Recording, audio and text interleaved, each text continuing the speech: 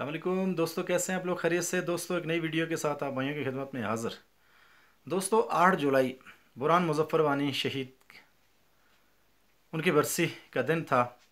Specially social media use हो रहा था खराज अक़ीदत पेश करने के लिए।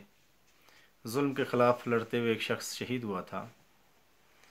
लेकिन जब भी हम देखते हैं social media, specially Facebook, India की ब्रूटलिटीज़, इसराइल और अमेरिका के बारे में जब भी कुछ लिखा जाता है, जब भी कुछ वीडियोज़ बनती हैं, तो आपके जितने भी पेजेस हैं उनको नोटिसेस आ जाते हैं। फेसबुक पे आपको आईडी ब्लॉक हो जाती है। तो ये दोहरा मयार वेस्ट का, वो तो दुनिया भर में जुल्म करें, लेकिन मज़लूम अगर आवाज़ उठाए तो उसकी वो आवाज़ भी दबा दी जाती है। मुबशर लुकमान, यूट्यूब पे उनके 16 लाख सब्सक्राइबर हैं। 8 जुलाई को उन्होंने कुछ तारीर की, उनकी कुछ वीडियोस थी। स्पेशली फेसबुक ने उनको वार्न किया कि आपके पेजेस ब्लॉक हो जाएंगे, आपने वायलेशन की है। तो ये कैसी वायलेशन है? जो जुल्म कर रहा है, अगर उस जुल्म को दुनिया के सामने पेश किया जाए, और यही प्लेटफॉर्म है, तो ये प्लेटफॉर्म भी अगर ये चीज़ें इसके अगेंस्ट जाएंगे, जालिम का हाथ मजबूत करेंगे, मजलूम की आवाज़ नहीं बनेंगे, तो ये सिर्फ दुनिया भर में मुसलमानों को टारगेट किया जाता है, मुसलमानों को हिट किया जाता है।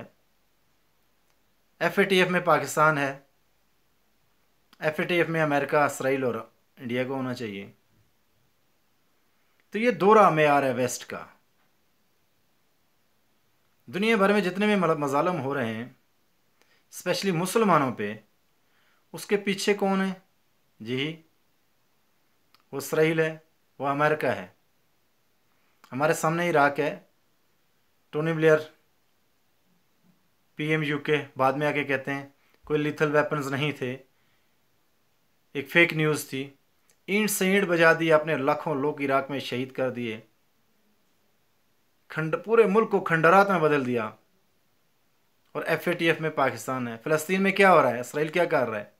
FATF में पाकिस्तान है। इंडिया मकबूजा कश्मीर में क्या कर रहा है?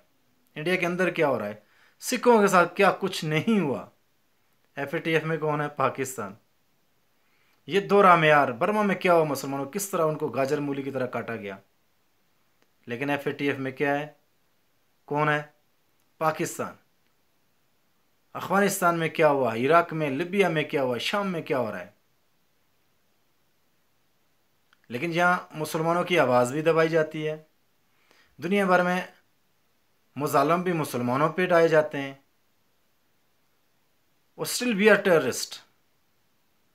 लाखों अमेरिका ने शहीद कर दिए, लाखों इसराइल ने, लाखों मुसलमान इंडिया ने शहीद कर दिए, लेकिन टेररिस्ट कौन है? Still we are terrorist. ये दोहरा मेयार है। आपको जितना भी सोशल मीडिया है उस पर वायलेशन हो जाती है, लेकिन जो जुल्म कर रहे हैं उनके हाथ मजबूत हो रहे हैं। और जो मजलूम की आवाज़ होती है उसको भी दबाया जाता है। बुरहान मुज़फ़्फ़र वानी, फेसबुक पे आप तस्वीर लगाएं, कुछ नाम लिखें तो आपकी आईडी ब्लॉक हो जाती है। मुबशर लुकमान वाज़े मिसाल है कि उनको नोटिस आए हैं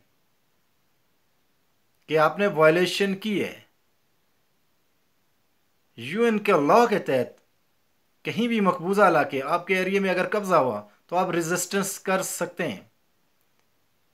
जब UN उसको उसकी परमिशन देती है तो रेजिस्टेंस करने वाले, उनका वो काम इलीगल कैसे हो गया?